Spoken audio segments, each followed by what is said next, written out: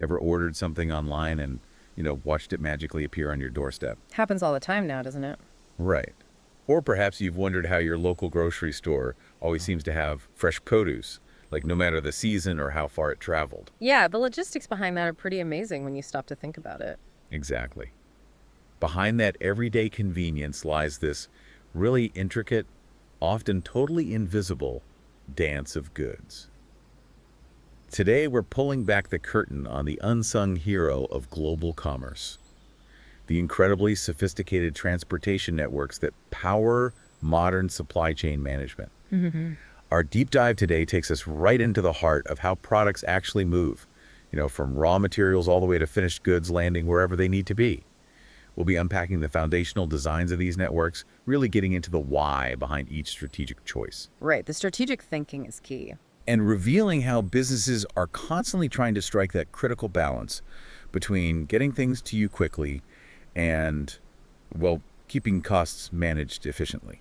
Think of this as your personal shortcut, maybe, to understanding the logistics wizardry that truly makes our modern world tick. And what's truly fascinating here, I think, beyond just the mechanics of moving boxes from A to B, is that a meticulously designed transportation network isn't just an operational necessity, it's actually a profound strategic advantage for any A business. strategic advantage, how so? Well, it's basically the engine that allows a supply chain to achieve a desired degree of responsiveness Uh-huh. at the lowest possible cost. We're going to dive deep into what responsiveness actually entails in this context, Okay. the many, many facets of low cost, because it's not as simple as it sounds, Right. and precisely why navigating this dynamic tension is absolutely critical, not just for every business, but really for you as a consumer, too. Yeah. It impacts everything from product availability to, the price you pay at the end of the day.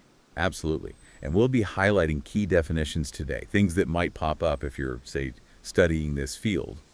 We'll explore the distinct advantages and, importantly, the inherent trade-offs of various network designs. Always trade-offs. And we'll try to zero in on specific characteristics that are crucial for truly grasping this complex field.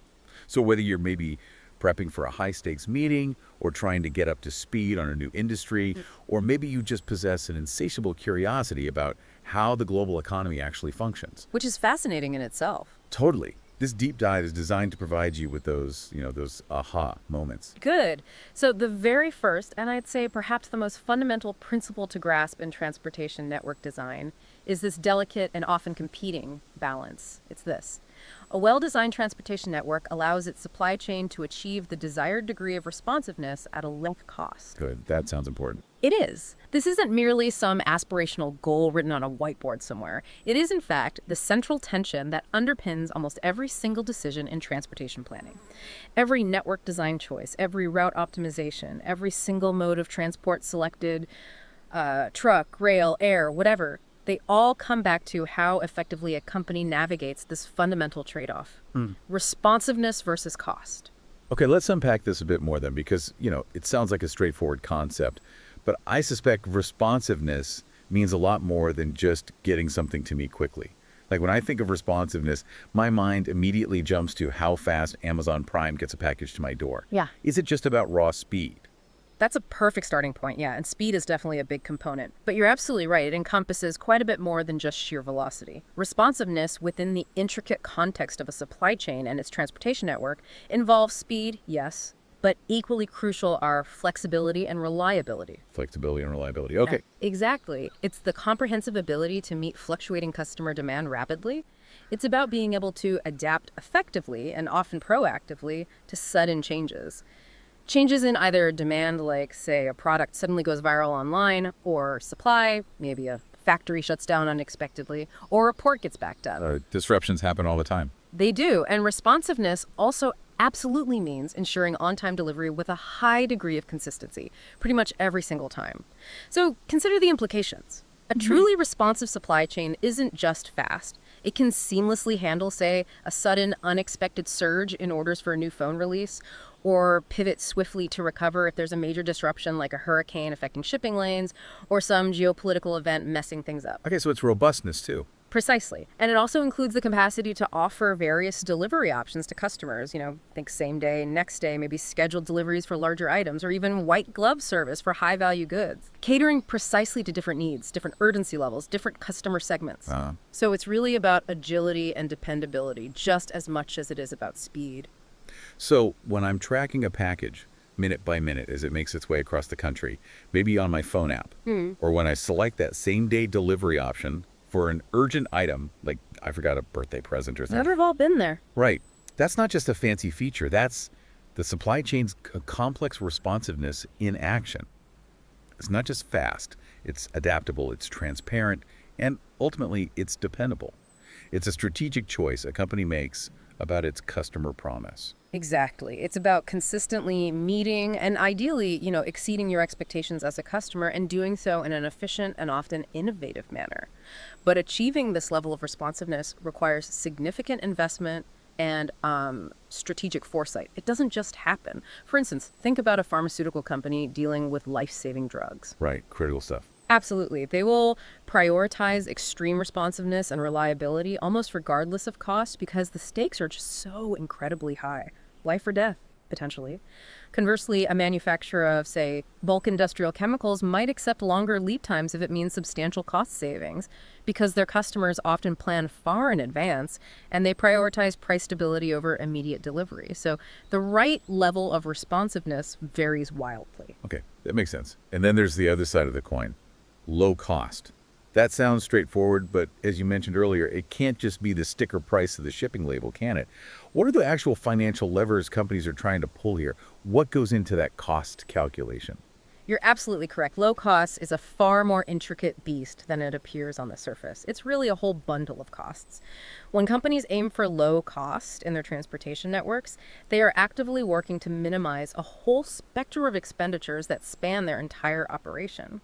This, of course, includes the obvious ones, the direct fuel costs for their fleet of trucks, planes, ships. Fuel's a big one. Huge. Then there's the labor costs, drivers, warehouse staff, logistics planners, administrators, and the significant expenses associated with vehicle maintenance, repairs, tires, depreciation, basic vehicle running costs. But it extends much further than that. We're also talking about infrastructure costs. Like buildings. Exactly. The capital investment and ongoing expenses for purchasing or leasing land, constructing or renting warehouse and distribution center facilities, just the physical space. Yeah. And then maintaining those physical spaces, utilities like electricity, water, heating, cooling, that can be substantial for large DCs. I can imagine. Then there are crucial insurance costs, not just for the vehicles themselves, but also for the valuable goods that are in transit, protecting against loss or damage. Right, cargo insurance. Yep. And let's not forget the substantial administrative overhead involved in managing complex routes, optimizing schedules, navigating customs regulations for international shipments that can be a nightmare, and handling all the associated documentation, tracking, billing. It adds up quickly. It really does. But the critical insight here, which loops right back to our core principle, is that low cost is always relative to the desired degree of responsiveness. Oh, okay.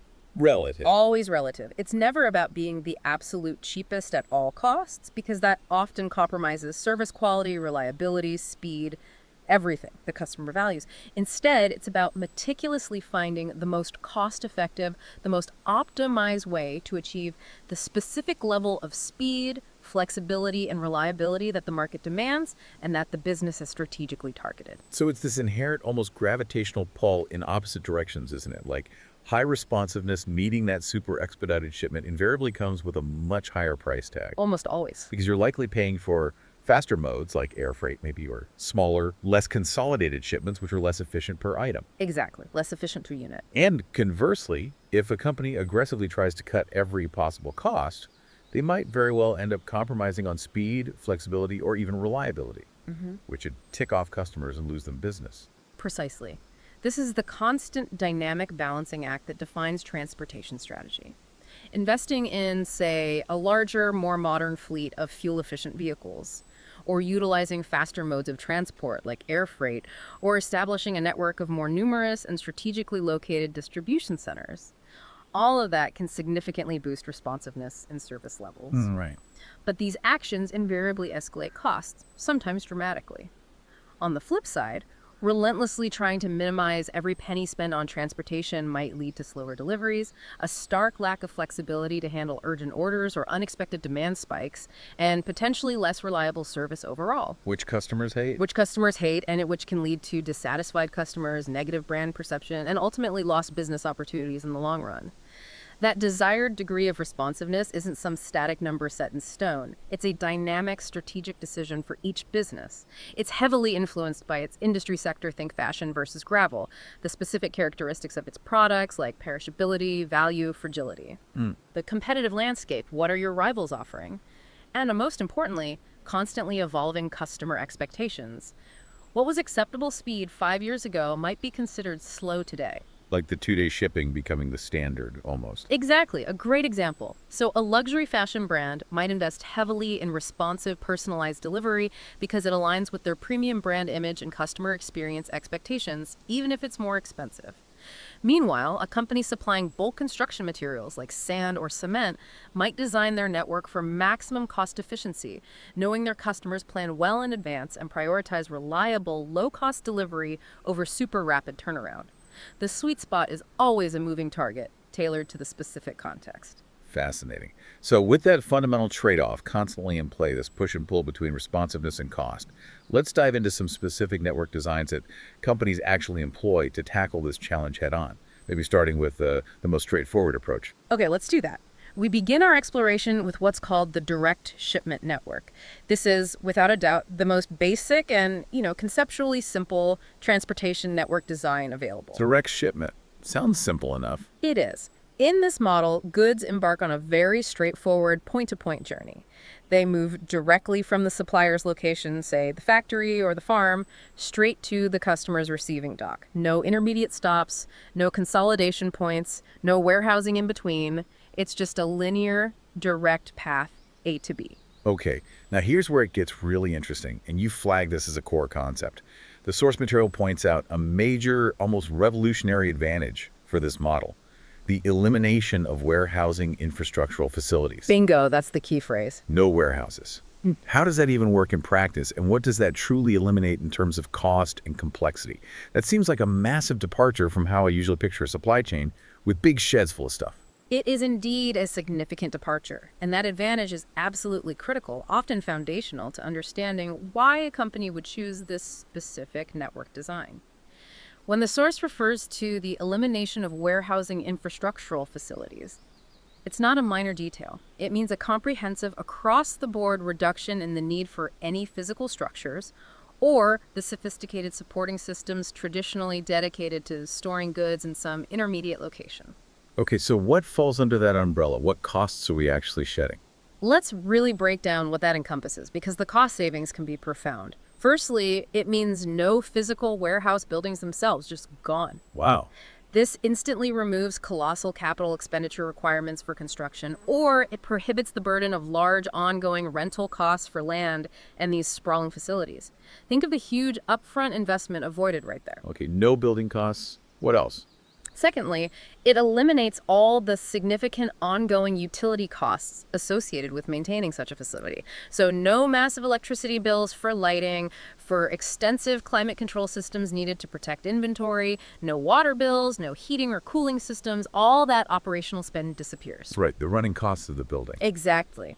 Thirdly, and this is a very significant operational saving, there are no labor costs for a dedicated warehouse staff. Ah, the people. The people.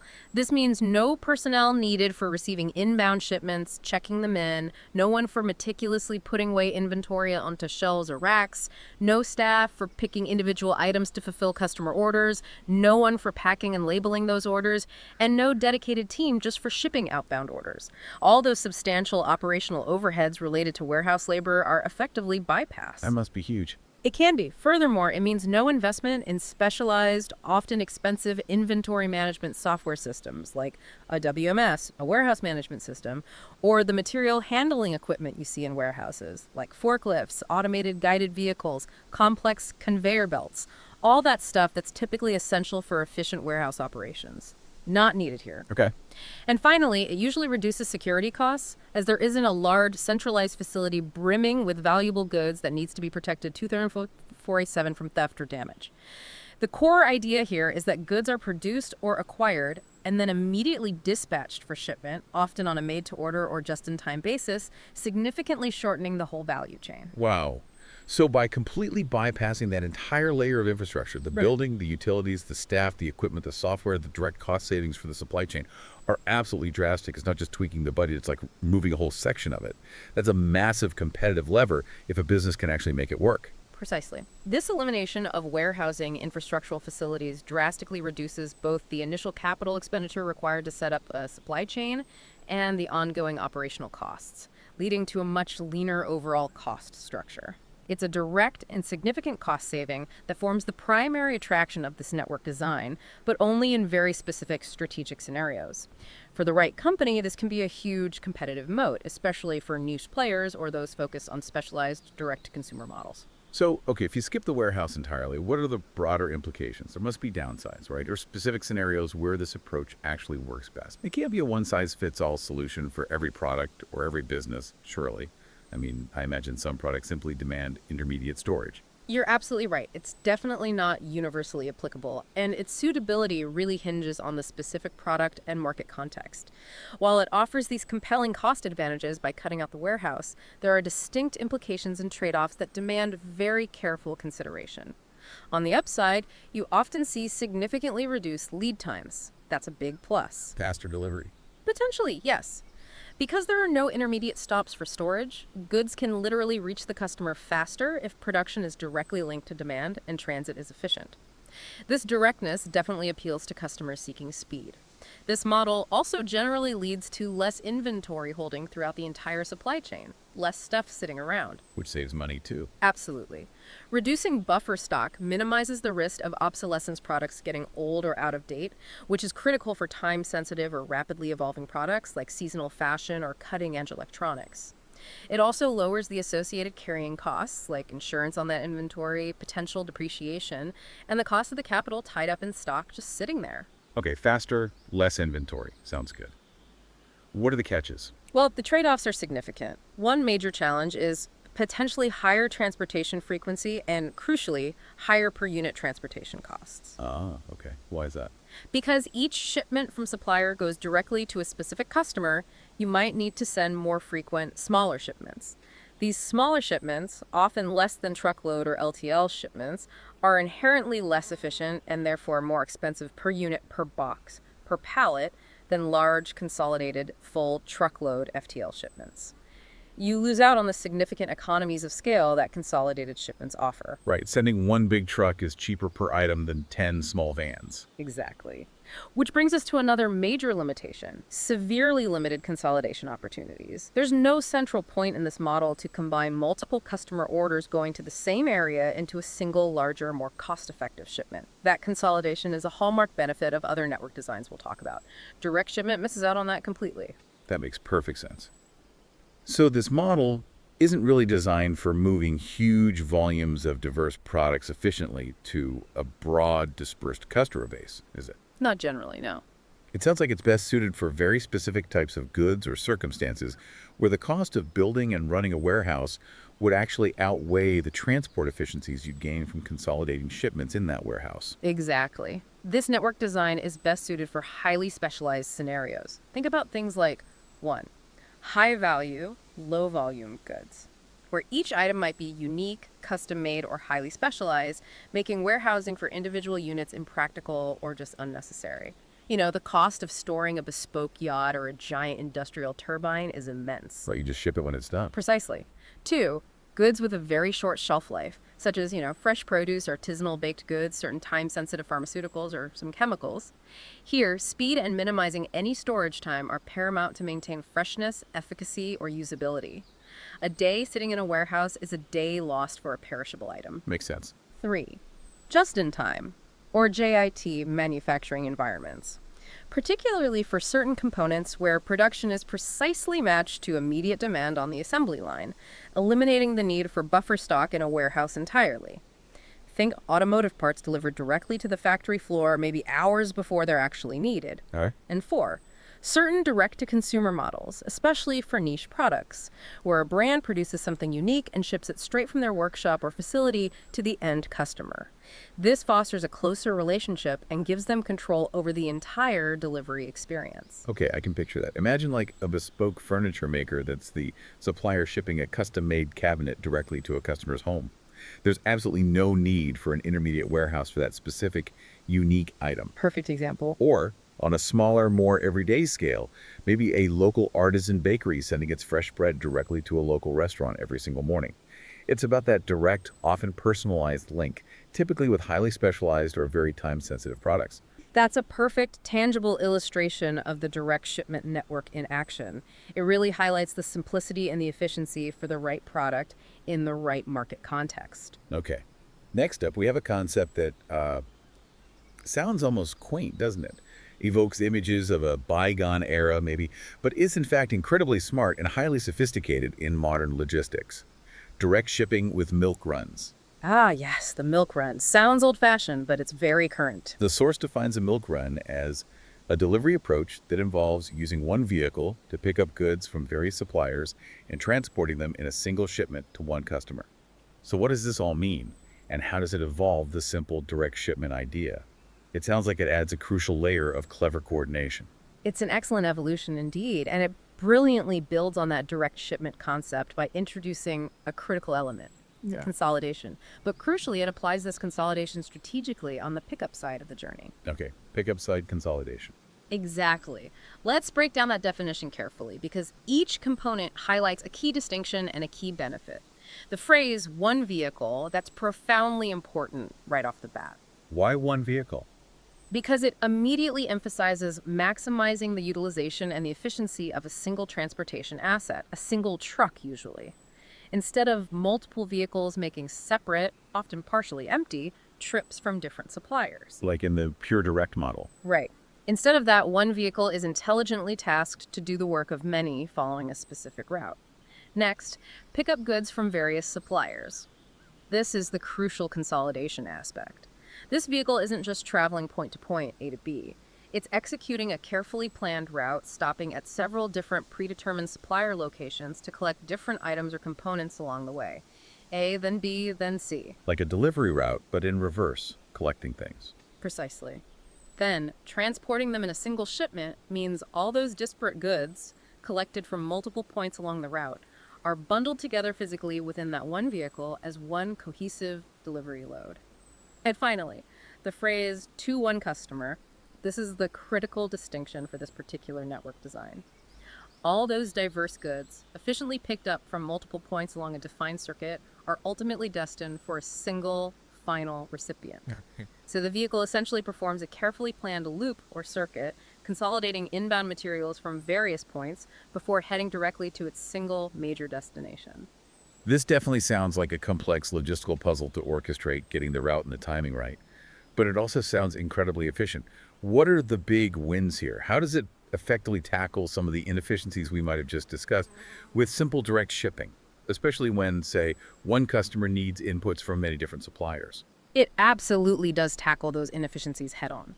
This design directly addresses and mitigates many of the drawbacks of pure direct shipment, particularly when a customer has multiple inbound supply needs, like a factory needing parts from various places. The biggest win, hands down, is consolidated transportation. That's the core benefit. Consolidation again. Yes, but on the inbound side. Compared to individual direct shipments where each supplier might send a separate, maybe partially full truck directly to the customer, a milk run significantly reduces the total vehicle miles traveled, the VMT. Fewer miles driven overall. Significantly fewer. This directly translates into substantial fuel cost savings as you're making fewer trips overall. Think of it this way. Instead of supplier A, supplier B, and supplier C, each dispatching their own partially full truck to customer X, one truck strategically visits A, then B, then C, collecting goods along the way, and then delivers everything in one consolidated drop to customer X. This optimization leads to much lower overall transportation costs. Why? Because of more efficient routing and, critically, much better utilization of the vehicle's capacity. The goal is always to achieve full truckload utilization as much as possible, maximizing the payload for the miles driven, getting more bang for your buck from that truck. Okay, lower transport costs, better truck usage. What else? Beyond the immediate cost benefits, there's often a significant positive environmental impact. Less fuel consumed means a smaller carbon footprint, which is increasingly important. Definitely. It also directly contributes to reduced traffic congestion because you simply have fewer large vehicles on the road making individual, often unoptimized trips. And a less obvious, perhaps, but highly important benefit is it encourages improved supplier coordination. Oh. Well, this model often mandates tighter scheduling and better communication among all the participating suppliers and the single customer receiving the goods. Everyone needs to be in sync for the milk run to be efficient. Suppliers need to have goods ready at the right time. This can actually lead to stronger, more integrated supply chain relationships over time.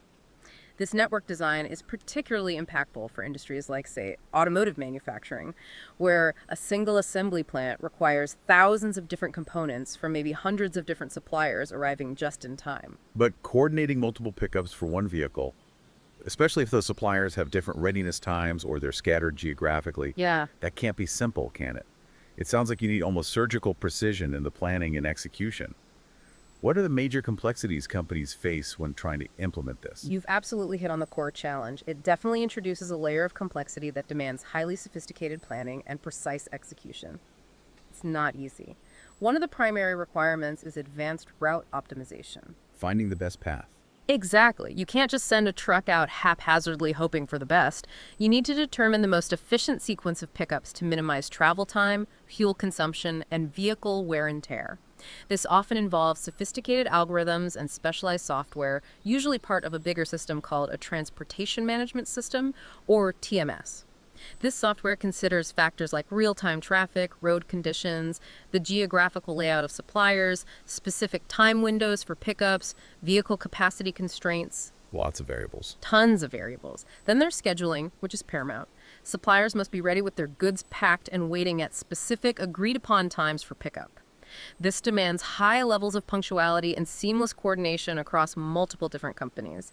Any delay at just one supplier can create a costly ripple effect, throwing off the entire route schedule and potentially causing delays for the final customer downstream. Yeah, one late supplier messes it up for everyone. Totally. Load balancing is another critical factor. The vehicle must be optimally loaded throughout its route without exceeding its weight or volume capacity at any point, while also ensuring the load is stable and safe. This requires careful consideration of the volume and weight of goods being picked up at each stop, and often involves planning for different types of goods that might need segregation, maybe refrigerated versus ambient. Okay. And increasingly, real-time information sharing is absolutely essential. You need data. Data on inventory levels at each supplier, the precise location of the vehicle via telematics or GPS, and accurate estimated arrival times, ETAs. This is often crucial for making dynamic adjustments on the fly, proactively addressing issues like traffic jams or unexpected delays, and just ensuring the run proceeds as planned. This requires robust IT integration across all the supply chain partners involved. It's a system effort. Okay, let's try an example.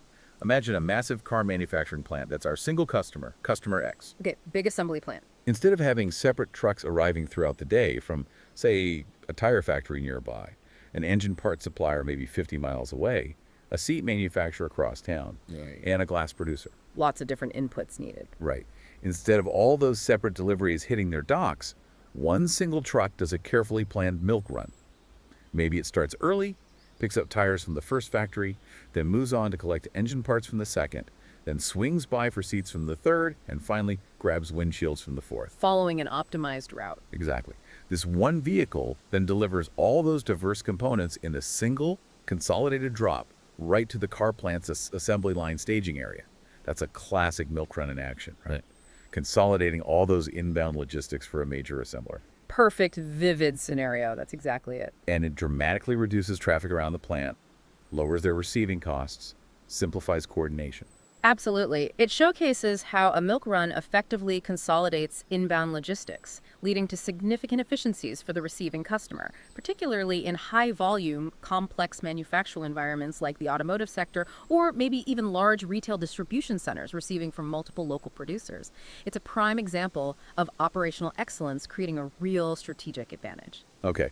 Now, we're adding a key player back into the network picture, one that the pure direct shipment model specifically avoided. We're talking about direct shipment via distribution center. Ah, the DC returns. It does. The source tells us this is where goods from various plants of the supplier are consolidated at a central distribution center warehouse and then delivered to individual customer individually. So the warehouse, or DC, is back. But how is it used differently here? This isn't just about passive storage anymore, is it? It sounds like it has a much more active strategic role in this setup. That's a very insightful observation, and you're absolutely right. The distribution center, or DC as it's commonly called, is indeed back in the picture. But its role here is highly strategic and fundamentally different from simply storing goods indefinitely, like a traditional warehouse might have done decades ago. In this model, the structure is clear and deliberate. You have multiple suppliers, maybe from different regions or even countries, each sending their goods, often in larger bulk quantities, to one central distribution center. This is the first critical consolidation point, taking many potentially smaller inbound shipments and turning them into fewer, larger ones arriving at the DC. Okay, consolidation on the inbound side again, but at the DC. Exactly, happening at the DC. Then, from that single DC, goods are broken down, resorted, maybe combined with goods from other suppliers, and then sent out efficiently to individual customers, perhaps stores or end consumers. So the DC acts as this crucial intermediary, a dynamic hub where diverse inbound shipments are collected, processed, intelligently managed, and then expertly reorganized for efficient outbound delivery to many different destinations. It's much less a static storage facility and much more a strategic funnel, or maybe a cross-docking point, consolidating upstream from suppliers and then facilitating highly tailored, efficient downstream delivery to customers. What's the fundamental strategic advantage of having this central hub then?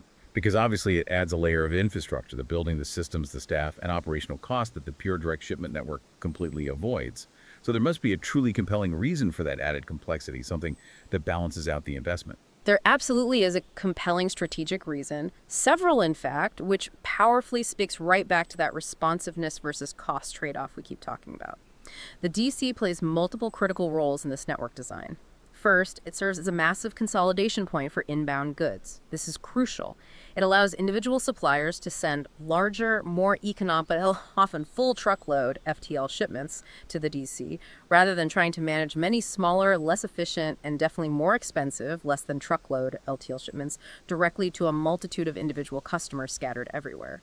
This dramatically reduces inbound transportation costs by achieving economies of scale on the receiving end of the DC. Cheaper inbound shipping. Second, the DC provides vital inventory buffering, and this enhances responsiveness. How does buffering help responsiveness? By holding stock geographically closer to the end market, closer to the customers, it dramatically improves responsiveness to customer orders. Even if lead times from the original, maybe distant suppliers are quite long, the DC can fulfill orders much, much faster because the goods are already localized. This significantly reduces customer lead times and improves product availability. The product is right there, ready to go. It also acts as a strategic buffer against unexpected fluctuations in supplier demand, mitigating risks. Right, the safety stack closer to the action. Exactly. Third, the DC enables significant economies of scale in outbound shipping too. It can consolidate orders from multiple individual customers located in a similar region into larger, more efficient outbound shipments from the DC, thereby reducing those expensive last-mile delivery costs.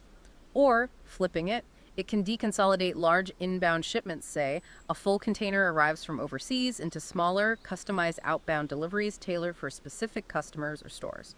A key technique used here is cross-docking. Cross-docking, what's that? Cross-docking is where inbound goods arriving at the DC are immediately sorted and moved from the inbound receiving docks directly to the outbound shipping docks with minimal or ideally no storage time in between. The DC essentially acts as a super fast transfer point, just sorting and rerouting goods. Very efficient. Ah, okay. Like a sorting hub. Pretty much. Fourth, and this is increasingly important in modern supply chains, DCs often perform various value-added services, or VAS. More than just moving boxes. Way more. This isn't just storage. They might have light manufacturing or assembly, kitting, which is assembling individual product components into ready-to-sell kits, like a gift basket or a promotional pack, customized labeling for different markets or retailers, specialized packaging like gift wrapping, or creating retail-specific displays, or even minor product customization. Interesting. Give me an example of that. Sure. A DC might receive, say, thousands of plain bulk t-shirts from an overseas supplier. Then, just before shipping them out to different regional retailers, the DC staff might apply custom logos or designs specific to local sports teams or events in those regions. This delays the final customization until the last possible moment, closer to the point of consumption, which reduces inventory risk and allows for greater flexibility. Clever. Okay, what was the fifth rule? Fifth, and tying back to buffering, a DC acts as a critical risk mitigation point. It can buffer the downstream supply chain against unforeseen supply disruptions from a single supplier. Maybe their factory has a problem, or against unexpected spikes in customer demand across a whole region. It ensures a more steady and reliable flow of goods to the market, smoothing out the bumps. Okay, so consolidation, buffering for speed, outbound efficiency, value-added stuff, and risk management. That's a lot of strategic value from one building. This sounds like a really powerful model for managing a huge variety and volume of products while still trying to aim for both efficiency and customer satisfaction. What are the direct, tangible impacts on the overall supply chain when a company decides to adopt this kind of DC-based model? The direct impacts are definitely a mixed bag, really reflecting that fundamental responsiveness versus cost trade-off. You can't have everything for free. On one hand, you absolutely have an increased infrastructure cost compared to direct shipment. This model requires a significant capital investment in the DC itself, buying the land, constructing the building, fitting it out with specialized material handling equipment like automated storage and retrieval systems, ASRS, maybe conveyors, and implementing the advanced technology, the WMS and TMS systems, to manage its complex operations. That's a big upfront cost. It's an ongoing cost too, right? Yes. And there are also significant ongoing inventory holding costs incurred by storing goods at the DC.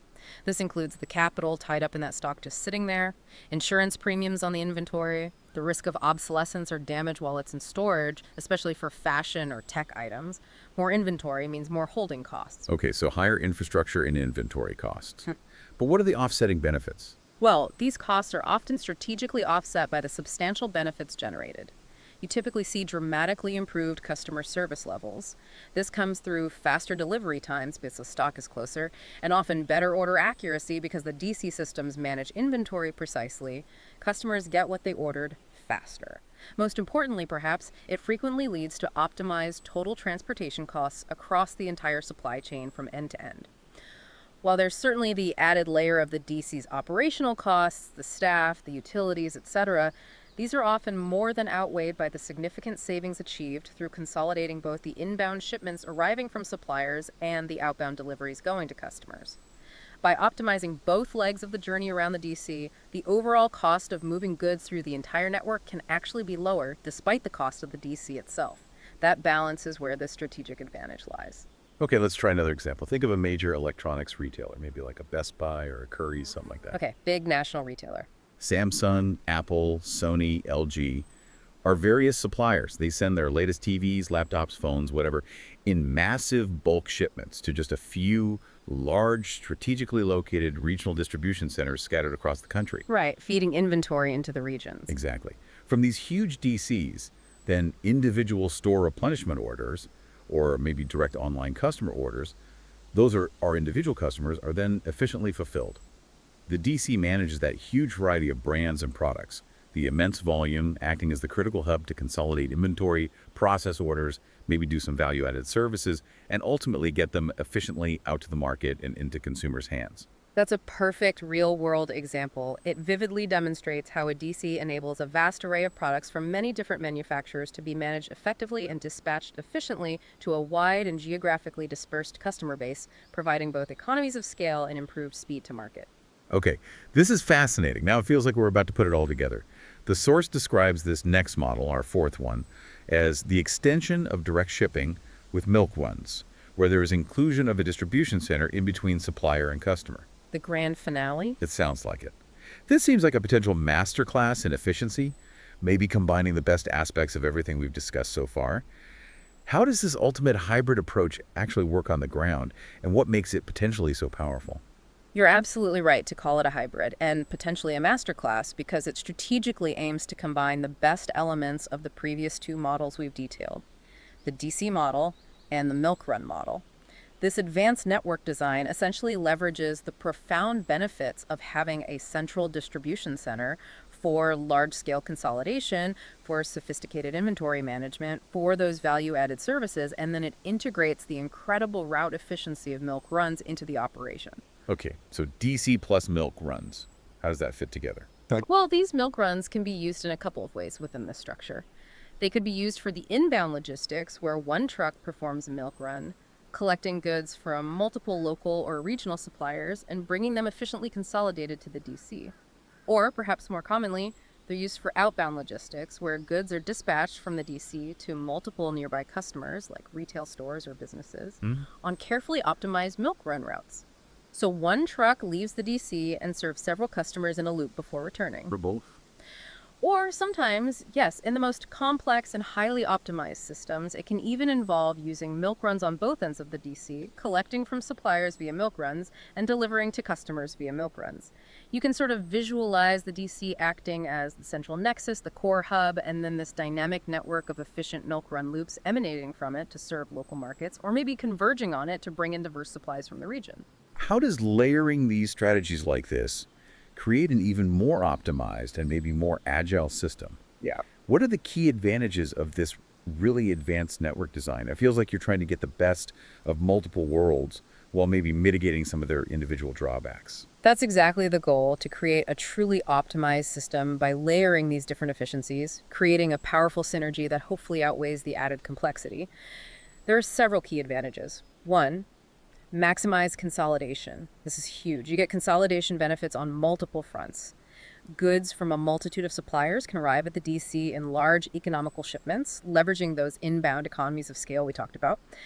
Then, from that central DC, highly efficient milk runs can be organized to serve numerous local customers, consolidating those outbound deliveries onto fewer trucks, making optimized routes.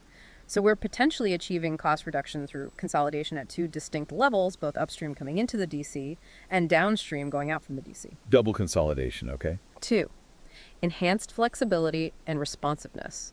The DC acts as that strategic staging point, holding the necessary inventory closer to the market. This enables much quicker responses to customer orders directly from the DC's stock, significantly reducing lead times for the end consumer compared to shipping from a distant supplier. Simultaneously, it leverages the cost-effectiveness and route efficiency of milk runs for that final mile or regional delivery. So you get the speed and availability that comes from having localized inventory, combined with the efficiency and lower operating costs of planned, consolidated milk run routes. This flexibility allows for better adaptation to fluctuating demand without incurring the excessive costs of lots of small direct shipments. Speed from the DC, cost savings from the milk run. You got it. 3. Reduced transportation costs. Multi-layered. This model is specifically designed to achieve substantial reductions in total transportation costs across the entire supply chain. It captures economies of scale, both in receiving goods at the DC, potentially through large, full truckload inbound shipments from suppliers, or maybe inbound milk runs, and in delivering to customers via those highly optimized outbound milk runs. The overall cost per unit of product moved through the network is often significantly lower than what you'd see in simpler direct models, even accounting for the DC's operating cost. Okay. 4. Improved service levels. Customers typically benefit from this. They might receive combined orders more frequently and reliably because the DC manages the stock availability and the milk runs ensure consistent, scheduled deliveries on predictable routes. This enhances product availability on shelves, tends to improve order accuracy, and reduces the individual delivery costs associated with each item since they're bundled. Better for the customer experience. Generally, yes. And 5, optimized resource utilization. Vehicles, the trucks, are used more fully and more effectively throughout their routes. Those milk run routes are meticulously designed using software to minimize those wasteful deadhead miles, the empty or unproductive runs. This leads to much greater operational efficiency and, again, better sustainability. It means fewer vehicles might be needed overall, and those that are deployed are working closer to their peak performance, not running half-empty. This sounds incredibly powerful, but it must require incredibly sophisticated planning, coordination, and I imagine a pretty serious technological backbone, right? Yeah. You're essentially managing multiple complex loops, a central processing hub with inventory, and real-time variables like traffic and demand all at the same time. This is definitely far beyond just using pen and paper logistics. Oh, absolutely. The complexity scales significantly with this hybrid model. It demands a robust technological infrastructure and highly skilled logistics planners and analysts to make it work effectively. It absolutely necessitates the deployment of advanced routing and scheduling software, which is typically integrated within a sophisticated transportation management system, TMS. This software is essential for managing the intricate sequences of pickups and deliveries, dynamically considering all those factors we mentioned: real-time traffic, specific delivery time windows, precise vehicle capacities, fuel efficiency, even driver hours of service regulations. So the software is key. Indispensable. Furthermore, real-time visibility is not just a nice-to-have feature here, it's absolutely crucial for success. This involves tracking inventory levels accurately at the DC, usually with a warehouse management system, WMS, and knowing the precise location and status of vehicles out on their routes via GPS and telematics, those IoT devices in the trucks sending back data. Why is that real-time view so vital? Because it allows for dynamic adjustments in response to unforeseen events. Maybe there's a sudden traffic jam, a customer unexpectedly cancels an order while the truck is en route, or a vehicle has a breakdown. Or maybe there's a sudden surge in demand from one customer.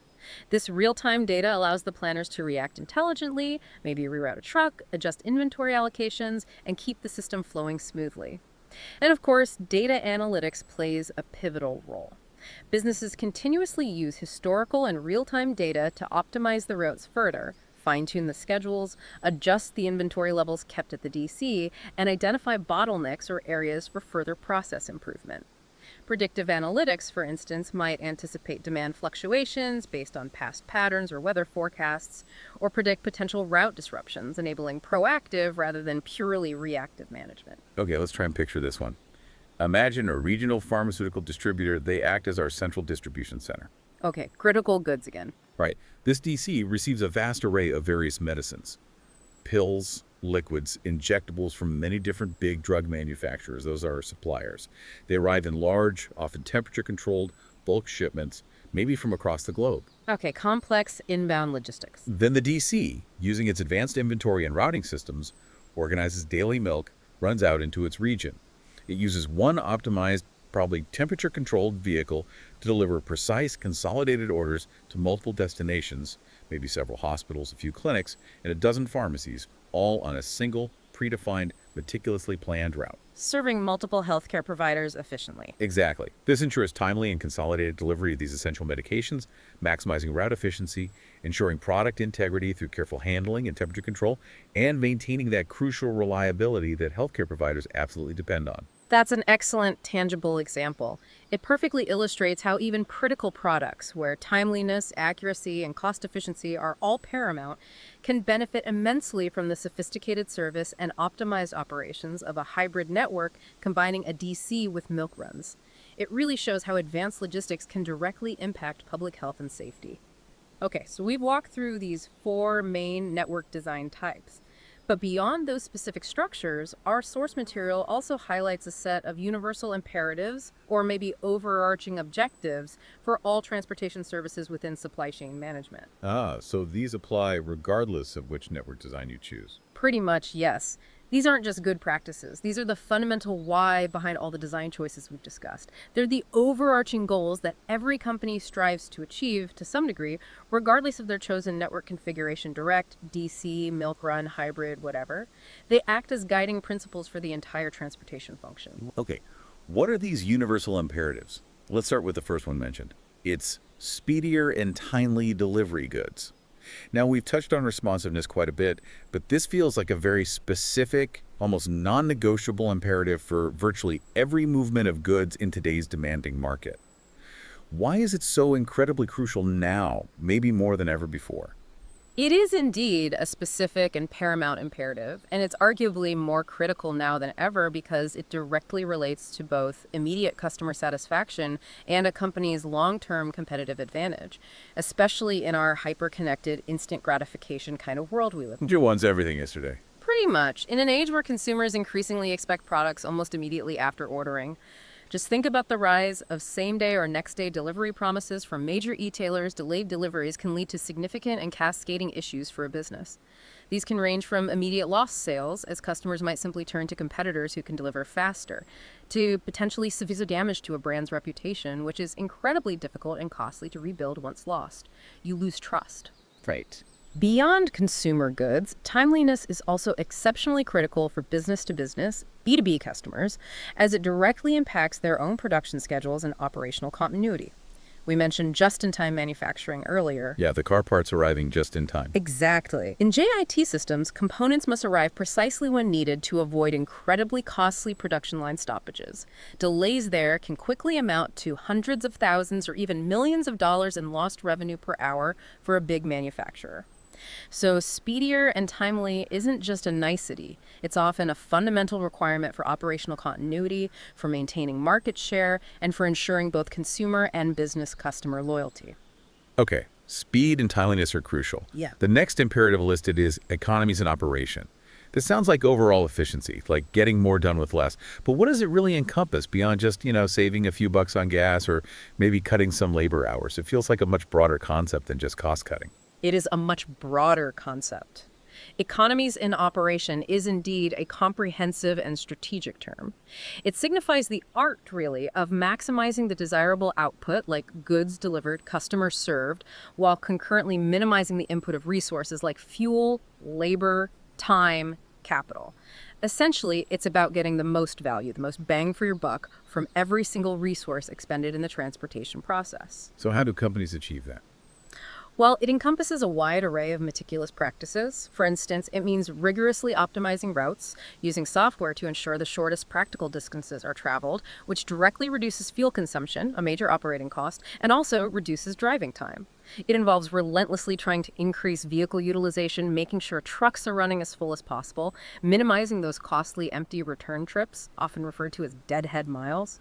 An empty truck is just burning money. Right. It's also about streamlining all the operational processes involved from the moment goods are picked and loaded to the final proof of delivery. Streamlining to eliminate waste, redundancy, and inefficiencies at every single step. This can involve things like automating tasks in the warehouse or DC, implementing lean management principles, and continuously improving workflows based on data. And it also covers minimizing administrative overhead, things like excessive paperwork, manual data entry, constant phone calls for coordination, often through the adoption of better technology, process standardization, and more tightly integrated IT systems between partners. Ultimately, it's about achieving maximum operational value and effectiveness for every dollar invested in logistics, which contributes directly to the company's overall profitability. Okay, maximum efficiency, got it. This next one's particularly interesting. Minimum in-road handling and documentation. My initial thought might be that more checks and more documentation mean more safety or better control. Why is less handling and documentation actually considered better here? That seems counterintuitive at first glance. That's a very natural initial thought, and let's be clear. Necessary safety checks, security screenings, and required regulatory documentation are, of course, absolutely paramount and unavoidable. Nobody's suggesting cutting corners on safety or compliance. However, this imperative minimum en route handling and documentation specifically refers to reducing unnecessary physical touch points and excessive administrative paperwork once the goods have actually commenced their journey. Okay. Reducing the unnecessary stuff during transit. Why? The reasons are multifaceted, and they have significant impacts on cost, speed, and quality. Firstly, simply put, fewer touch points inherently mean less opportunity for goods to be accidentally damaged, broken, or even lost during transit. Every single time a package is loaded, unloaded, sorted by conveyor, transferred between vehicles, or repacked at some intermediate hub, there's an increased risk of mishandling or things going wrong. More handling equals more risk of damage. Exactly. Secondly, less handling usually leads directly to faster transit times. Less time spent on manual loading and unloading, less time sitting around waiting to be sorted in intermediate hubs, or less time spent laboriously redocumenting shipments at various checkpoints. All the saved time translates directly to a quicker overall delivery time for the customer, which improves responsiveness. Okay, faster. Thirdly, it can significantly reduce labor costs. Well, Minimizing the need for manual handling at multiple stages means fewer personnel are required for these often repetitive, sometimes physically demanding and time-consuming tasks within the network. And finally, fewer instances of physical documentation and manual data entry along the way mean fewer chances for administrative mistakes, transcription errors, lost paperwork, data discrepancies between systems. These errors, while they might seem minor, can cause significant delays if a shipment gets held up, lead to incorrect deliveries, trigger compliance penalties, and incur substantial costs to investigate and rectify. So while necessary checks and regulatory compliance absolutely remain, the overarching goal here is to make the physical journey of the goods and the accompanying information flow as seamless, as direct, and as uninterrupted as possible, often leveraging digital documentation and tracking technologies to replace cumbersome paper trails. Okay, so minimize touches. Minimize paperwork in transit for speed, costs, and quality. That makes sense. Finally, we arrive at the big one, the one that often gets the most attention. Minimize transportation costs. This is the ultimate objective for many businesses, But right? it's certainly a primary focus, yes. The source breaks this specific imperative down into three key elements, beyond the general operational economies we've already discussed, like fuel and labor. Let's make sure we understand each of these three in detail, as this is truly where the rubber meets the road, financially speaking. This is indeed where the rubber meets the road, you're right. These are the primary direct financial levers that companies actively try to manage and optimize within their transportation budgets. When we aim to minimize transportation costs, our sources highlight that we're specifically looking at three core components, which directly contribute to the overall expenditure of moving goods. Number one is the tariff of transport mode. Tariff, what does that mean exactly? It's essentially the actual freight charges, or the published rates, that you pay for utilizing a specific mode of transport. It could be the per mile or per hundredweight charge for using a trucking company, the cost of leasing a container slot on a rail car, the premium price you pay for urgent air cargo, or the fees for booking space on an ocean container vessel. It's the direct, often negotiated, price tag for moving the goods physically from point A to point B using that specific method. Companies constantly seek to minimize this tariff cost through things like strong negotiation with carriers, leveraging their total shipment volumes to get discounts, carefully selecting the most cost-effective mode that still meets the required delivery time, and optimizing load factors to avoid paying for empty space. Okay, so the actual price of the shipping service. What's number two? Number two is the protective packaging cost. Packaging. That seems straightforward. It seems straightforward, but it can be a significant cost. This is the total expenditure on all the materials required to package goods adequately for their journey. Think boxes, bubble wrap, foam inserts, shrink wrap, void fill materials like packing peanuts or airbags, sturdy pallets, specialized crates for fragile items, maybe even refrigerated containers. It also includes the labor cost required to actually perform this packaging function correctly. And why is this considered a transport cost? Because this packaging is absolutely crucial specifically to prevent damage, spoilage, or theft of the goods during transit. It's a cost incurred directly because the goods are being transported. While it's a necessary cost you have to protect the goods, companies are always looking for ways to optimize it. They might do this by using durable yet more cost-effective and increasingly more sustainable or recyclable packaging materials. They also focus on right-sizing packaging to eliminate wasted space, which saves material and can even lower the freight tariff if charges are based on volume. And they look at implementing efficient packing processes in the warehouse to minimize the labor time involved. The goal is always sufficient protection without excessive cost or waste. Got it. Protect the goods efficiently. What's the third element? The third key element of minimizing transportation cost is the transit insurance cost. Insurance for this stuff while it's moving. Exactly. This is the premium paid to insure the goods specifically against loss, damage, or theft while they are actively in transit from the origin point to the final destination. It's a critical risk mitigation strategy, obviously, protecting the financial value of the goods being shipped from unforeseen events like truck accidents, train derailments, ship sinkings, natural disasters, or criminal activity like hijacking or piracy. Its cost is a direct and integral part of the total transportation expenditure for those goods. And does that cost vary? Oh yes, it can fluctuate quite a bit based on several factors. Yeah. The declared value of the goods being shipped, insuring diamonds costs more than insuring gravel. The mode of transport being used, air might be seen as safer than sea for some routes.